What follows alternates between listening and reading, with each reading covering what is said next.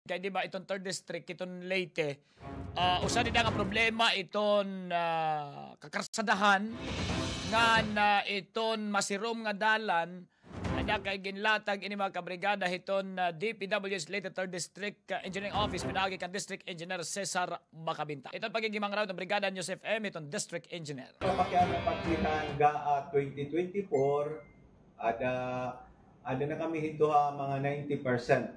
Kamon na completed na mga project.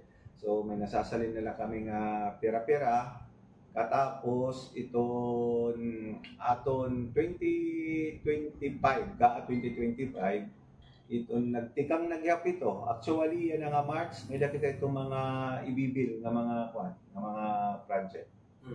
Alright. So ano pa sir nga mga project ang saling mo nabibili ng 5%? Ano mga project pa? Didahan aga 2024 na late manggod ini nga mga project namon na pabid kay ore ini nagkaabot. Duro dilain la. May kita school building, may dalawat kita mga farm to market road nganhin may da mga buting mga flood control. Pagkagin na mo niya di sir dadi ha iyo opisina na pasinamo ng kakasada medyo di ba di tayo rated na o ano ba't ko ni update sir may napahin pundo for 2025? Salamat ito ngayon maging pag-ana kay amin ito kahit atong kung mga riding public na nakakakita na kuan iton kabutang hit atong kalsada din ha tercero distrito Leyte. Ito actually ka haton yan nga semana may kita road rating kita ito aton mga kalsada kung ano na ito ni status. So di man naton tikakalirong itatong kalsada at mga espalto medyo nagkakatutuklap tugod man ito na iton espalto diri ko diya angayan hiton may mga lugar nga naluluuyan hin tubig kaya mo ito diya kontra. So yan itamong yung bubuhat ito nga may mga potholes ito ni espalto gin-re-rectify nito namon yan aton mga filmment aton mga crew adto na ito para mapatsingan manggod kay limited lat aton mga filmment by section ito pagtrabaho iba-iba nga section kay pipito man kita din nga road section para priority lang namo kung ito damo gudit mga lubak-lubak. Oo, kung i-assess ni mo sir ano ba condition ada ba yan kuanan itong kaurugan itong national highway itong 3rd district bad condition hiya or ada kuan ano based on initial nga based on namon rating last year kay kakaupat man ini bibisitahan itong nag-evaluate in kalsada ang upat na kakuan ang upat na ka rating namon nakakuha kami 3 point plus something equivalent to very satisfactory. So itamong target kasi ito 100% outstanding kasi itong gin-aaruha amon it central office na rating para hit mga kalsada naton. So sa to say nga medyo nakukurian kami pag comply hito una kay damot mga challenges pundo pero yan kaluoy may dakita na-releasan hin bagaduro dako so siguro makukumply natin ito yan ang tuig. You mentioned earlier sir nga ang problema kaya nagkakatuklap dahil ng spot because na nabibiawan ng tubig apart ba iyo project this 2025 magkakain mga usually diba may mga kanalektor para malisin ang pag-agay tubig ng kalsada. At ini nga mga atong kalsada may damang gud din mga kanal pero di magud maiiwasan na may dahil ni mga high shoulder kung tutubuan ng mga banwa itong tubig di rin nakakadiretso man itong kanal amo ito usa nga rason labi na nga ini naton panahon din Leyte always man mauran buti ay nagsira so amo gud labin amo ini number 1 nga kontra hiton asfalto. Okay pero naton gaaya na 2025 sir Buti ay light amon ka more than 1 bila kami yan ng 2025. Pero is like yung guti, kumplito kihapon nga mga project na implement naton. Kumplito kihapon, may kita mga asphalt overlay, may kita mga reblocking, may kita mga flood control, may kita repair and tulay, may school building, ngayong mga farm to market road. Oh, sir, may na mga issue yung babatag, especially kan 3rd District Congresswoman Veloso. Huwag nasa rin ang redo ko ng mga big ticket project under the administration.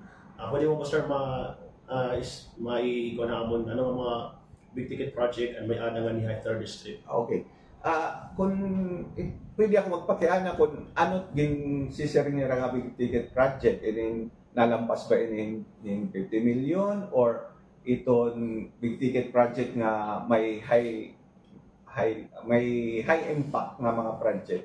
Siguro sir, mga high impact project siguro. May nakita mga high impact project din pero kung nasa rin ka nga it amount, medyo good man kay pagbatong ko nga ni kanina nga more than 1 billion la tamong project kay tungod nga mostly below 50 million la itamo project din So pero high impact ito i-consider ko high impact kay dako iton na ibubuli pati turismo din amon. May kita project Haboga-Buga, may kita project Silad Port, mga high impact project. Considered ko nga high impact project kay nakakabuli ginigit Buga-Buga turismo tapos diliwat Silad pag-improve liwat ini port nga para sunod nga panahon may mga barko nga makaduong dinhi Bilyaba alitid. Alright, so under ni sir nga more than 1 billion nga iyuga kaya na same lagi ako ba mga project na nakalinyara ni or ano mga project one nakalinyara ni 1 billion? More or less para yung lagi hapon kuan kanangga 2024 as I have said kanina, kumplito gihapon ito yung National Highway. Sir, makabenta may mga nakukuhagap kami ng mga batak ng mga concern sa 3rd District. Wala pa sir project iton DPWH about iton mga street light hakakarsadaan kay sobra kunuhin ka maserom kuno din sa 3rd District. Tinuod dito nga medyo maserom kami din kay wala kami katatagit pareho dito at Tacloban ng mga project na solar street light. Pero yan nga 2025, salamat kang Congresswoman Ana Veloso Tuason, may dakita din tulo ka section nga magkakamay-ada na street light, solar street light. Halimon di Tibiliran, may dakita ito bida, Sambulawan, tipaka dito Kalubian, nga hindi di may Tabango. So, tulo ka section ito may da. Pero buntila good man kay buntila luwat, release na pondo.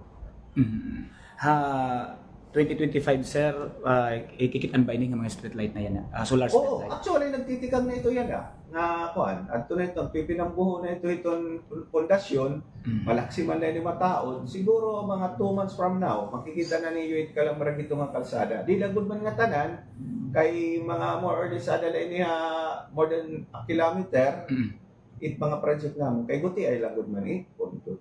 Itikang sir kuan usag gyapon ini nga bagagin tutudlok nga maserum itikang hatabangon nga ni Vilyaba may nagyapon ba ini kuan punto para solar street light? May as I have said, dahil ito din parte iton yan parte hatabang pero budget is only 6 million. So halipot la. Pero at una nga tuig may dakita ito dito from San Isidro going to kuan Tabango. Mga dako-dako good man adto nga kuan street light. Last Mr. Tawag kuan pakiana ma-update kami sir han kanan college nga gintitindog din ano baga status na ini. Mao pa yan pakiana mo ito iton PUP ba itong karesignon? Okay. Iton PUP may ato naman ito na aton eskwelahan tapos nagklase na ito yan may dana ito dito klase nagtikang na klase ito may dapagod kita ito yan additional na building para niton admin. Kay atong gin-construct ang 2024 para lang aton mga classroom. Yan na ito admin building naton atong ginihimo then 2025 may daliwat kita dida dormitory na para lutit mga estudyante nga ira-urok yan.